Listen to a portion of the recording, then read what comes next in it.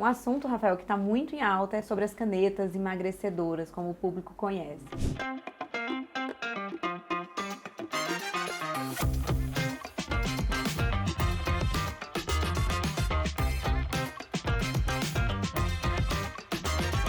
Mas esses tratamentos, que na verdade foram inicialmente dedicados aos pacientes com diabetes e que acabam trazendo uma perda de peso, tem gerado muita discussão e isso acaba chegando também na urologia. Então a gente tem visto algumas consequências urológicas sobre esses tratamentos. O que você tem para trazer para a gente de saúde urológica e medicação que acaba trazendo perda de peso? Rania, a gente sabe que essas medicações elas não afetam diretamente a saúde urológica, mas tem algumas notícias saindo na mídia, principalmente falando sobre pacientes que tiveram pedra nos rins ou tiveram infecção renal depois de começar a usar essas novas medicações para o diabetes e emagrecimento. O que acontece de fato? Essas pessoas, quando começam a utilizar essa medicação, muitas vezes ficam com um pouco de enjoo, intolerância à ingestão de grandes volumes de água, de líquido. E por isso, param de beber água. E quando elas param de beber água, a urina fica mais concentrada. E nisso vem todos aqueles problemas que a gente já sabe. Risco de formação de cálculos renais, aumenta a chance de infecção urinária. A urina mais concentrada também pode causar desconforto na hora de urinar, uma ardência para urinar, que o paciente às vezes acha que está com infecção, mas é só porque tem a urina muito concentrada.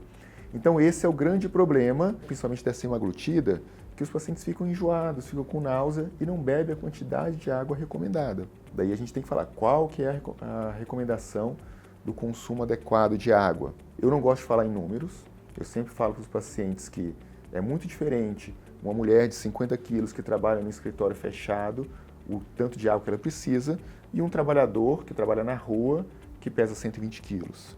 O tanto de líquido que vai precisar é diferente.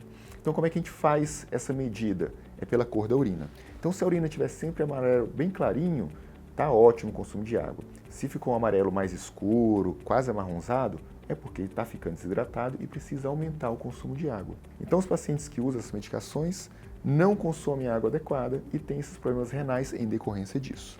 Lembrando que alguns pacientes já têm alguma condição, então às vezes já tem uma condição que já não bebe uma quantidade de água suficiente, já não tem uma urina clara, já tem uma urina mais laranja e já tem às vezes cálculo urinário, já tem infecção de urina de repetição, associa com esse tratamento, diminui a ingesta de água e acaba que a consequência ainda é muito mais grave do que para o restante, do que quando comparado com o restante da população.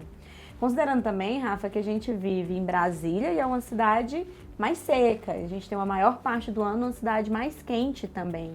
Então tem pacientes também que vão viver em outras regiões do Brasil ou fora do Brasil, que também vão ter que adequar a realidade deles. Então às vezes vive num lugar mais quente, mas que é úmido. Então acho que o padrão da cor do xixi é um bom parâmetro, é um bom medidor ali de o que está certo e o que não está certo. E uma preocupação a mais para quem já tem alguma condição e associa essas medicações e entender que a hidratação é fundamental para um bom funcionamento do nosso organismo, né? E só para deixar bem claro aqui, esses medicamentos eles não vão causar problemas nos rins. Pelo contrário, eles protegem os rins. Se uma pessoa tem diabetes e começa a controlar melhor esse diabetes, ou se é obesa e controla a sua obesidade, né, reduz o peso, isso é bom para os rins. O contrário seria se um diabetes descompensado vai causar maus rins, levar a perda de proteína, insuficiência renal, que hoje é um grande problema no país. E a insuficiência renal, a principal causa dela no nosso país é diabetes e hipertensão descontroladas. Então essas medicações, elas são benéficas para o rim. Quando a gente não ingere o volume de água que é necessário, é que podem surgir problemas. Então, além desses pontos que o Rafael trouxe em relação aos cuidados para quem está usando a medicação, para quem está nesse processo, nesse tratamento com a medicação, trazendo um pouco para a nossa realidade urológica com as cirurgias, é fundamental você avisar o anestesista e ao seu urologista quando você for se submeter a uma cirurgia que você está fazendo uso dessas medicações. Porque é necessário suspender um tempo antes, cerca de 2 a 3 semanas, fazer a suspensão dessas medicações para poder se submeter à cirurgia.